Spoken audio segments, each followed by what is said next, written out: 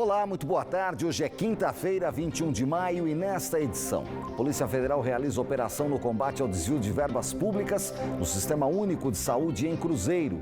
E ainda, a Busvale alerta para a queda de mais de 60% nas receitas das empresas do transporte público em São José dos Campos. Em Jacareí, parou, né? As prefeituras da região avaliam decisão do governo federal sobre o uso da cloroquina para casos leves de coronavírus.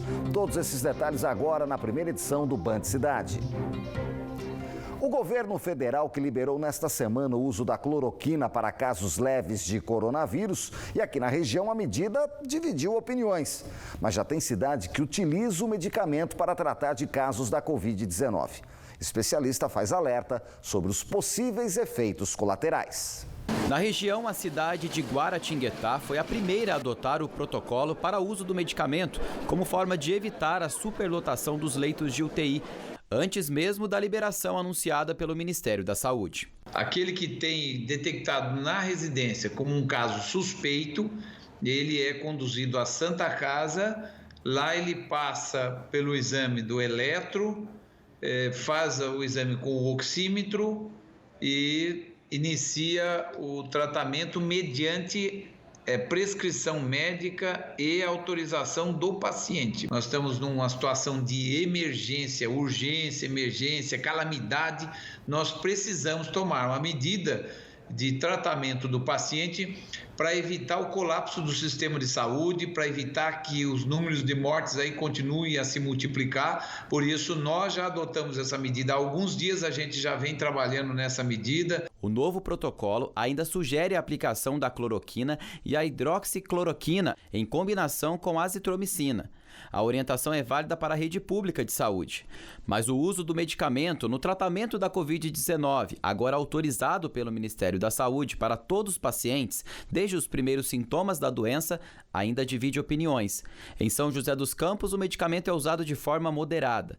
O município ainda avalia se vai adotar a recomendação do Ministério da Saúde para novos casos, por considerar que em certos pacientes o medicamento pode causar efeitos colaterais. Se sabe de alguns efeitos adversos da cloroquina que podem vir, arritmia, problemas hepáticos.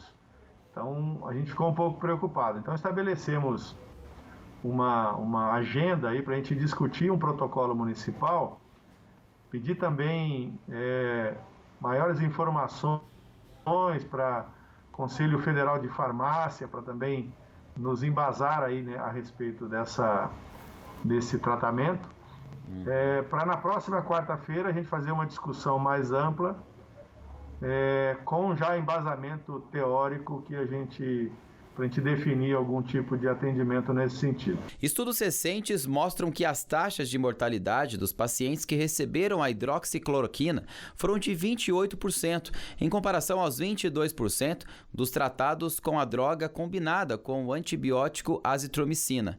Já a taxa de mortalidade para aqueles que receberam apenas atendimento padrão foi de 11%. Por enquanto, as pesquisas que já foram feitas e que mostraram alguns resultados foram pesquisas que contêm algumas falhas importantes, falhas que não dá para a gente confiar nessas pesquisas. Então, como não há tratamento para essa infecção pelo Covid, o uso da cloroquina deve ser individualizado pelo médico que vai prescrever e também pelo paciente que vai tomar, que deve assinar um termo, sabendo que ainda não existe uma certeza de efeito benéfico. Pode até vir a existir no futuro próximo. Desde o início da pandemia, a sugestão pelo uso da cloroquina era apenas para pacientes hospitalizados com gravidade média e alta. Com isso, mais de 3 milhões de doses do medicamento foram distribuídas pelo Ministério da Saúde entre estados e municípios. Já o Conselho Federal de Medicina não recomenda o uso da droga, mas autorizou a prescrição para casos específicos, sendo assim uma decisão entre médico e paciente. O medicamento tem efeito anti-inflamatório, o que reduziria os riscos do avanço dos sintomas mais graves da Covid-19.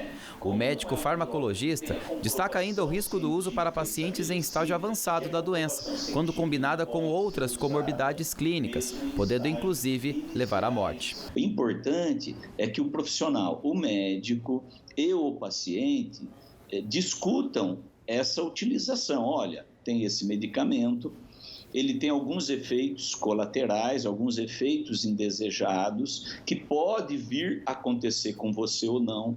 Eles não são frequentes, esses efeitos, nas doses recomendadas. Se usar dose muito alta, pode levar até uma morte. É uma matéria bastante esclarecedora, né? Vamos agora conferir os números da coronavírus em nossa região, colocar em atualização para você que nos acompanha aí na sua casa ou você que está nos acompanhando pelo Facebook também em trânsito. Olha só, 553 casos confirmados é o novo número de São José dos Campos. Seguem 29 mortes e agora são 10 outras mortes suspeitas da doença.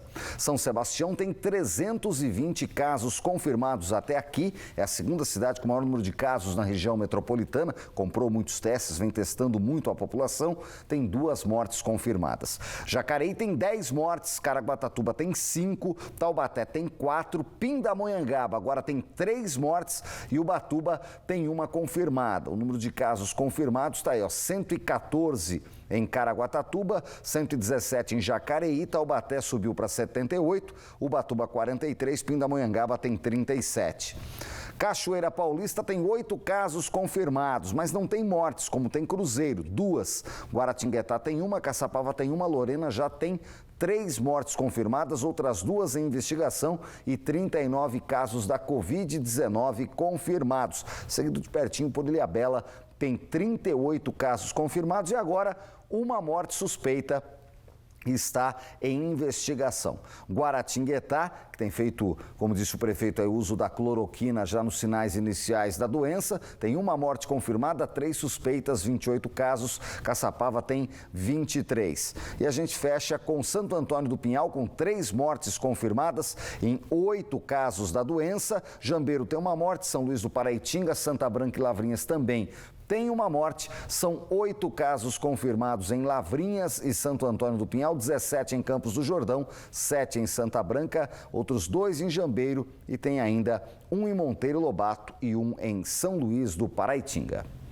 E a Polícia Federal realizou hoje em Cruzeiro a Operação Medcruz.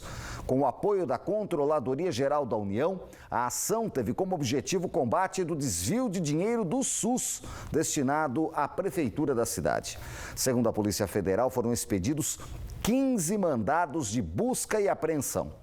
A investigação, que já dura cerca de 1 ano, indicou fraudes na contratação de uma organização social que gerencia e executa ações de saúde no município. Ainda de acordo com a polícia, o prejuízo seria de mais de 3,5 milhões de reais. Durante a operação, a Justiça decretou o afastamento cautelar da função pública exercida pelos investigados. O nome não foi revelado. A operação também ocorreu em Piquete, Taubaté, Poá, Mogi das Cruzes, Suzano e na cidade de Resende, no Rio de Janeiro. Por meio de nota, a Prefeitura de Cruzeiro disse que a operação aconteceu na empresa que presta serviço ao município e que a administração municipal entregou prontamente todos os documentos solicitados pela polícia. E a pedido da Justiça, um funcionário foi afastado. Ressaltou também que está à disposição da Polícia Federal para esclarecer todos os fatos. E os trabalhadores do transporte público em Jacareí estão de braços cruzados desde as 8 da manhã de hoje. A greve, de acordo com o Sindicato dos Condutores, é pelo atraso do pagamento no adiamento, ou melhor, do adiantamento salarial, que deveria ter sido pago ontem. Dezenas de coletivos estão parados em frente ao Parque da Cidade em protesto ao atraso no pagamento. A JTU, empresa que opera na cidade, disse que já operava em desequilíbrio estrutural com o conhecimento da prefeitura e com a pandemia não conseguiu cobrir os custos básicos da operação. Disse ainda que desde o início vem tomando medidas junto à prefeitura e que agora aguarda um retorno do poder público. Completou que assim que houver a possibilidade, ou seja, que tiver dinheiro, vai efetivar o pagamento dos trabalhadores. Já a Prefeitura, por meio de nota, disse que não tem pendência com a concessionária e que analisa a situação do ponto de vista jurídico. Ressaltou que neste momento de pandemia a empresa recebe um auxílio de 20% do governo federal para o pagamento da folha salarial e que não se responsabiliza pelo atraso da empresa junto com os colaboradores. Sobre um reajuste de passagem, explicou que a medida foi suspensa por uma decisão judicial, ou seja, não tem previsão de voltar o ônibus em Jacareí. A população está sem transporte público. A seguir, vamos falar mais de ônibus, é em São José. As empresas estão falando que houve retração de 65% no número de passageiros com a pandemia e queda de 60% na receita. Também não está fechando a conta. E ainda, o Codivap lança uma ferramenta digital para mapear o avanço da Covid-19 na região. Você vai saber como é que é. Agora imagens de São José dos Campos, 24 graus neste início de tarde, temperatura que deve se manter. 1 da tarde, eu vou para um rápido intervalo e volto já.